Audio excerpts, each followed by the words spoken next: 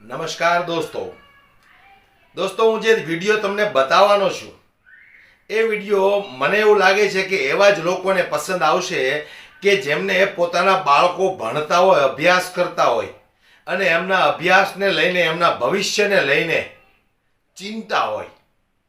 ત્યારે હું તમને જે વિડીયો બતાવવા માંગુ છું દોસ્તો, એ વિડીયો બરાબર ધ્યાનથી જોઈ લેજો તમે.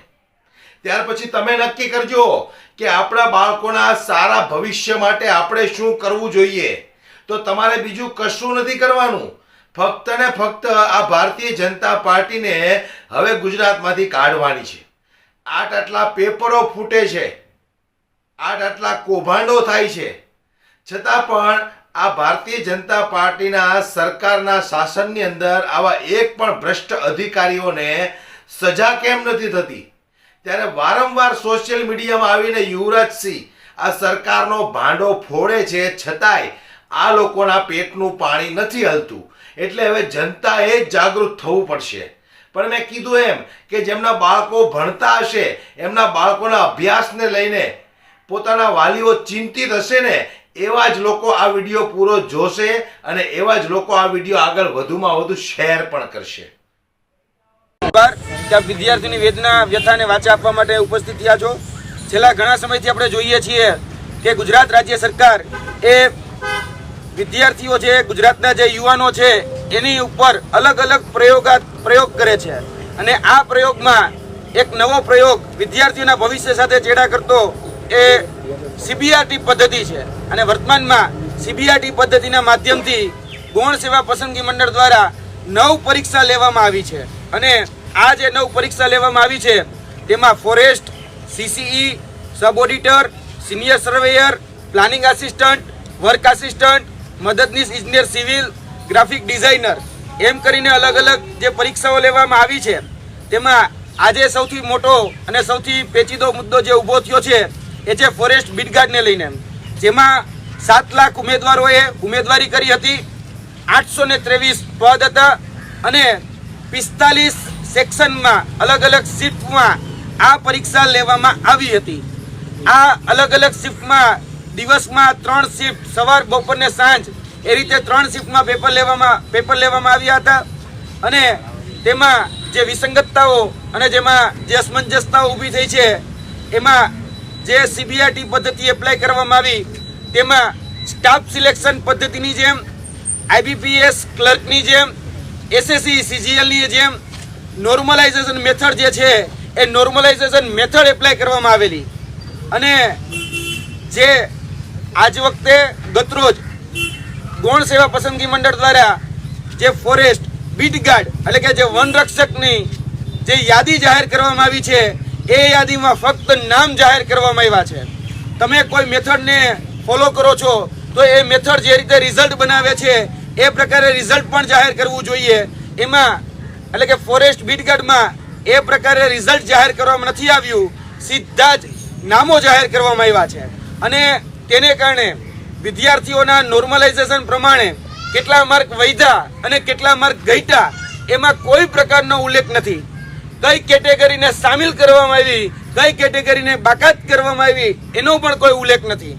કેટલા મહિલા ઉમેદવાર પાસ થયા, કેટલા પુરુષ ઉમેદવાર પાસ થયા એનો પણ કોઈ ઉલ્લેખ નથી. એટલે ક્યાંક ને ક્યાંક ઘણી વસ્તુઓ જે છે એ છુપાવવામાં આવી રહી છે. હવે અમે પ્રશ્ન એ કરીએ છીએ કે શા માટે આ બાબતો છે એ છુપાવવામાં આવી રહી છે. અને વિદ્યાર્થીઓની સૌથી મોટી માંગ એ છે કે આ સીબીઆરટી પદ્ધતિ જે કોમ્પ્યુટર બેઝ ટેસ્ટ છે એ તમામ પરીક્ષાઓમાંથી આ સીબીઆરટી પદ્ધતિ નાબૂદ કરવામાં આવે. કેમ કે આ જે પ્રયોગ કરવામાં આવ્યો હતો એ પ્રયોગ ગુજરાતના યુવાનોમાં 8 લાખ કરતા 12 લાખ, 8 લાખથી 12 લાખ યુવાનો આનો ભોગ બન્યા છે. જે લોકો લાયક હતા, જે લોકો હકદાર હતા, જે લોકો મેરિટમાં આવી શકે એવા હતા, એ લોકોનું મેરિટમાં ક્યાંય નામ જ નથી. અને જોવા જેવી ખૂબી એ છે કે આ જે મેરિટ યાદી તૈયાર કરવામાં આવી એ મેરિટ યાદીમાં સૌથી હાઈએસ્ટ મેરિટ જે જિલ્લાનું રહ્યું છે એ છે સુરત. 200માંથી 177 માર્ક આવે તો સુરતમાં તમે ક્વોલિફાય થાવ આગળ જે ફર્ધર એક્ઝામ છે, ફિઝિકલ એક્ઝામ, તેના માટે. એ જ રીતે તાપી જિલ્લામાં 175 માર્કે કટ ઓફ અટક્યું, જુનાગઢમાં 147 માર્કે કટ ઓફ અટક્યું. એમ અલગ અલગ જિલ્લાઓના અલગ અલગ કટ ઓફ એ અટક્યા છે. અમે કહેવા માંગીએ છીએ આ માધ્યમથી કે ભાઈ આ બીટ ગાર્ડની પરીક્ષા છે, વર્ગ 3ની પરીક્ષા છે, વન રક્ષક માટેની પરીક્ષા છે. એટલે બીટ ગાર્ડ લેવાના છે, બ્રિગેડિયર નથી લેવાના કે આટલું બધું ઊંચું મેરિટ પહોંચે. અને આ જે મેરિટ છે એ મેરિટ પણ ઘણી બધી વિસંગતતાઓ ધરાવે છે કે અહીંયા ઉપસ્થિત જે ઉમેદવારો છે, ઘણા એવા ઉમેદવારો છે કે જેને 145 માર્ક છે એ મેરિટમાં ઇન નથી, અને જેને 120 કે 125 માર્ક છે એ મેરિટમાં ઇન છે. એટલે આ ગજબનું નોર્મલાઇઝેશન પદ્ધતિ એ અપનાવવામાં આવી છે અને વિદ્યાર્થીઓને કોઈને ખબર જ નથી કે એના માર્ક વધ્યા કે એના માર્ક ઘટ્યા. એટલે આ સીબીઆરટી પદ્ધતિ અને આ નોર્મલાઇઝેશન સિસ્ટમ એ આ ફોરેસ્ટ વિભાગ હોય કે અન્ય જે 8 ભરતીઓમાં આ પદ્ધતિના માધ્યમથી જે પરીક્ષાઓ લેવામાં આવી છે એ સીબીઆરટી પદ્ધતિ અને આ નોર્મલાઇઝેશન સિસ્ટમ, અને નોર્મલાઇઝેશન સિસ્ટમમાં પણ જ્યારે આ સીબીઆરટી પદ્ધતિ લાવવામાં આવી ત્યારે ગૌણ સેવાના સચિવ હોય કે ભરતી બોર્ડના અધ્યક્ષ હોય એ બણગા ફૂંકતા હતા કે ખૂબ પારદર્શી છે, ખૂબ વિશ્વસનીય છે, આ સંસ્થા છે ને બહોળો અનુભવ છે પરીક્ષા લેવાનો, પેપરલેસ કામ છે. અને જોવા જઈએ તો આનું વિરુદ્ધ અત્યારે થઈ રહ્યું છે. કેમ કે આ જે પરીક્ષા જે લેવામાં આવી એમાં 45 ફેઝમાં તો પરીક્ષા લેવામાં આવી. એટલે તમે જોઈ શકો છો સમયનો બચાવ તો નથી જ થયો. તેની સાથે સાથે જે પારદર્શિતાની વાત કરી હતી તો આ ઉમેદવારોને હજી સુધી માર્ક જાહેર નથી કરવામાં આવ્યા અને રિઝલ્ટ જાહેર કરી દેવામાં આવ્યા. બીજી પારદર્શિતાની વાતમાં કહેવા માંગુ છું કે 5 વખત તો રિવાઇઝ આન્સર કી મૂકવામાં આવે છે. અને જે કંપનીને કહેવામાં આવી રહ્યું છે કે ટીસીએસ કંપનીને કોન્ટ્રાક્ટ સોંપવામાં આવેલો, હવે જે કંપનીને કોન્ટ્રાક્ટ સોંપ્યો છે એ અંગ્રેજી ભાષા જ સમજે છે, પેપર જે નીકળે છે ગુજરાતી ભાષામાં નીકળે છે. એટલે ગૂગલ ટ્રાન્સલેશન જેવા સોફ્ટવેરનો ઉપયોગ કરી અને ભાષાંતરની ભૂલો એ બહોળા પ્રમાણમાં આની અંદર જોવા મળી રહી છે. અને આ ભાષાંતરની ભૂલને કારણે જે ભાવાનુવાદ થવું જોઈએ, એ જે અર્થ જળવાવો જોઈએ એ અર્થ જળવાતો નથી, અર્થનો અનર્થ થઈ જાય છે. અને અગણિત ટાઈપિંગ મિસ્ટેક આવી છે, 150 જેટલી ભૂલ અમે વિથ ઓથેન્ટિકેટેડ પ્રૂફ, જે કહી શકાય કે અધિકૃત જે પ્રૂફો હોય, જે જીસીઆરટી છે, એનસીઆરટી છે, એ એનસીઆરટીના પ્રૂફ અમે આપ્યા હતા. અને 150 જેટલી ભૂલ એમાં સામે આવી હતી, અને 35 જેટલી ભૂલ હજી સુધારવાની બાકી છે, એમાં સુધરી જ નથી, છતાં પણ રિઝલ્ટ જાહેર કરી દેવામાં આવ્યું. હવે 35 જેટલી ભૂલ સુધારવાની બાકી હોય, એ ઉમેદવારોને પ્રશ્નમાં અન્યાય થતો હોય તો કઈ રીતે રિઝલ્ટ આપી શકાય? અને બીજી વાત કે આમાં જે રિઝલ્ટ જાહેર કરવામાં આવ્યું છે તેમાં અમને જાણ થઈ છે પ્રમાણે જે રીતે નીટની અંદર ગ્રેસિંગ માર્ક આપવામાં આવ્યા હતા અને પછી સુપ્રીમ કોર્ટે ગ્રેસિંગ માર્કને રદ કર્યા, એ જ પ્રકારે અમુક એવી શિફ્ટો છે કે જેમાં 15 પ્રશ્નો રદ કરવામાં આવ્યા છે. અને આ 15 પ્રશ્નો રદ થયા એમાં સીધા જ ગ્રેસિંગ માર્ક મળી જાય. એટલે તમે વિચારો, ફોરેસ્ટનું પ્રશ્નપત્ર છે એ 100 પ્રશ્નો છે અને એક પ્રશ્નનો 2 માર્ક છે, 200 માર્કની પરીક્ષા છે. હવે કોઈ જગ્યાએ 15 પ્રશ્નોને રદ કરો તો સીધા જ એના માર્ક મળી જતા હોય તો 30 માર્ક એ લોકોને સીધા જ મળી જાય. એટલે વિદ્યાર્થીઓ જે ખરેખર મહેનત કરે છે એને તો અન્યાય જ થવાનો, અને જે લોકોએ પ્રશ્નને સ્કીપ કર્યા છે તો નથી આવડતા તો એ લોકોને સીધો જ ફાયદો થવાનો 30 માર્કનો. એટલે મેરિટમાં તો 0.10 માર્કે પણ લોકો ઇન આઉટ થઈ જતા હોય છે. એટલે આ ગ્રેસિંગ માર્ક એ પણ યોગ્ય નથી. જો નીટની પરીક્ષામાંથી ગ્રેસિંગ નીકળી શકતા હોય તો ફોરેસ્ટ વિભાગમાંથી શા માટે ગ્રેસિંગ ન નીકળી શકે, એ અમારો સીધો પ્રશ્ન છે. તેની સાથે સાથે જે અલગ અલગ શિફ્ટમાં જે પેપરો લેવામાં આવ્યા છે તેની કારણે સમાન તક અને સમાન અવસર એ જળવાતા નથી. કેમ કે આ ભાઈને સહેલું પેપર નીકળ્યું, આ ભાઈને મધ્યમ નીકળ્યું, આ બેનને અઘરું નીકળ્યું, તો એ નક્કી કરનાર એ લોકો જ છે કે ભાઈ આ ભાઈને સહેલું હતું, આ ભાઈને મધ્યમ હતું ને આ બેનને અઘરું હતું. હવે પેપર જેને આપ્યું હોય એને ખબર પડે કે સહેલું હતું કે અઘરું હતું, એ નક્કી કરનારા કોણ? એટલે આમાં મોટા પાયે છબરડા થયા છે. અમે કોઈ વ્યક્તિગત આક્ષેપ નથી મૂકતા. જે લોકોએ કદાચ પ્રમાણિક પ્રયત્નો કર્યા હશે, ક્રાંતિ લાવવા માટે, રિવોલ્યુશન લાવવા માટે પ્રયોગ કર્યા છે, સંપૂર્ણ પ્રયોગ એ નિષ્ફળ સાબિત થયા છે. અને આપણે કહીએ ને કે ભાઈ બકરું કાઢતા ઊંટ પેંધી ગયું છે અંદર. બકરું કાઢતા ઊંટ આવી ગયું છે અંદર. કારણ કે એ લોકો એવું કરવા ગયા કે ચલો પેપર લઈએ તો પેપર ફૂટે ને, આપણે પેપર લેસ જ પરીક્ષા કરી નાખો.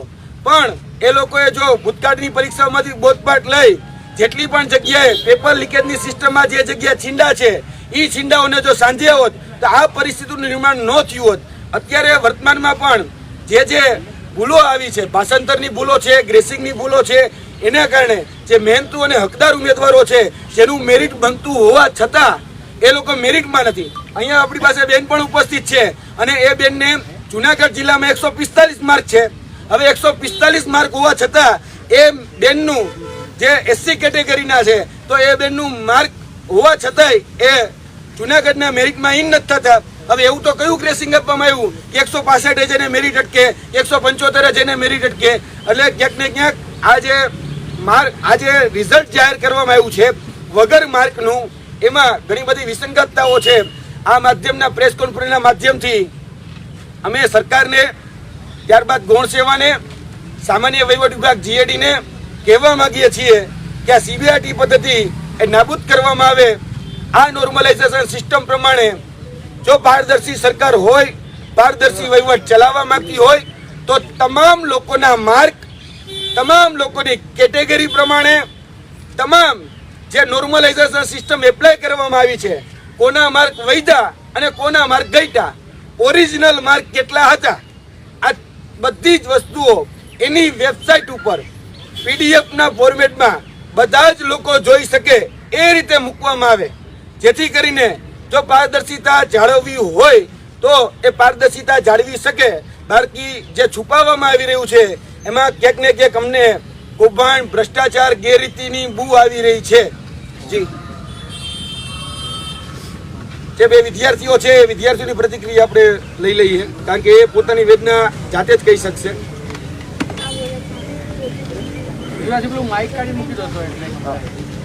આવતા રહો બેન. મારે દીકરો છે, તમારે જ્યાંથી શરૂઆત કરવી છે. નામ બોલશે તમે તારે? મારું નામ જ્યોતિબેન છે, ફોરેસ્ટ ઉમેદવાર.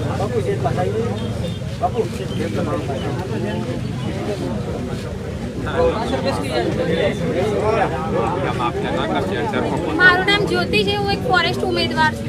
મારા નાની બેબી છે, જે તૈયારી મારી ચાલુ હતી એટલે મેં મારી મમ્મીના ઘરે મૂકી છે. એ 7 મહિનાની હતી ત્યારથી મૂકી છે. હું લાગી જઈશ, તૈયારી કરીશ, પછી હું એને લાવી દઈશ, કારણ કે 2 ટાઈમ રનિંગ કરવાનું, વાંચવાનું હું એને નથી સાચવી શકતી, તો મમ્મીના ઘરે મૂકી છે. મેં આ ભરતી માટે મેં સીસી જવા દીધી. પોલીસમાં મારી હાઈટ થઈ જાય છે, પણ મને એવું તો હું મારા લેખિતમાં સારા માર્ક્સ છે તો હું ફોરેસ્ટ હું કરી દઈશ ફિઝિકલ, તો મેં સીસી જવા દીધી. પોલીસ કોન્સ્ટેબલમાં હાઈટ થવા છતાં પણ મેં એની તૈયારી સાઈડમાં મૂકી દીધી.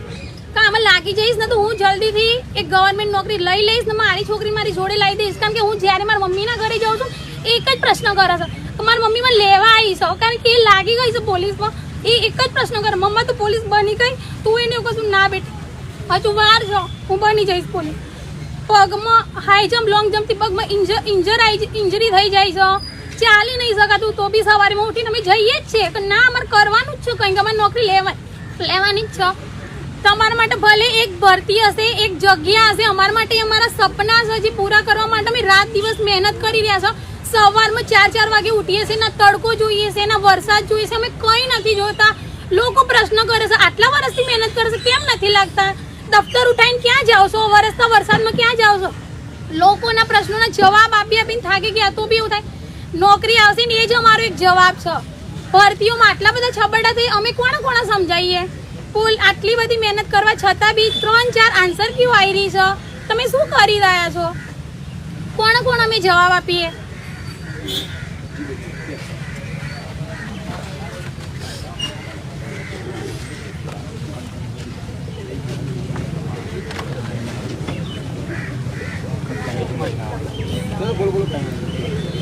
તમારા નામથી શરૂઆત કરજો. મારું નામ શબાના ચોટલિયા છે. હું છેલ્લા 2 વર્ષથી સતત છે ફોરેસ્ટની તૈયારી કરું છું અને 1 વર્ષથી સતત ફિઝિકલ ગ્રાઉન્ડની તૈયારી કરું છું. હવે સૌથી પહેલાં તો હું સીબીઆરટી પદ્ધતિને ચોખ્ખા શબ્દોમાં નકારું જ છું કે ગુજરાત સરકારની કોઈ બી પરીક્ષામાં છે ને સીબીઆરટી પદ્ધતિ લાવી જ નથી.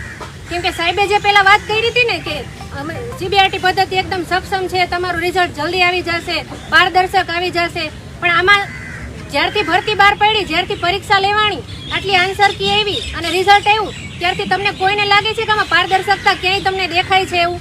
એટલે પારદર્શકતાના નામે કોઈ વસ્તુ થઈ નથી. આ બધું અમારા ભવિષ્ય સાથે મજાક કરી છે. અમારું ભવિષ્ય શું એટલું સસ્તું છે કે તમે લોકો અમારા ઉપર સીબીઆરટી પદ્ધતિ લાવીને અમારી સાથે મજાક કરો, અમારા ભવિષ્ય હારે મજાક કરો? અમારી પાસે શું એવો વધારાનો ટાઈમ છે? અમારી પાસે છેલ્લી તક હતી આ ફોરેસ્ટની કે અમે મારા માર્ક્સ એટલા છે કે હું ગ્રાઉન્ડ માટે આરામથી ક્વોલિફાઈડ થઈ શકું એમ. તો વિડીયોને શેર કરો, દરેક લોકો સુધી પહોંચાડો, દરેક લોકો જાગૃત બનવા જોઈએ. આવનારા સમયની અંદર આ ભ્રષ્ટ સરકારને હવે ગુજરાતમાંથી હાંકી કાઢવી એ મારા તમારા હાથમાં છે. જય હિન્દ.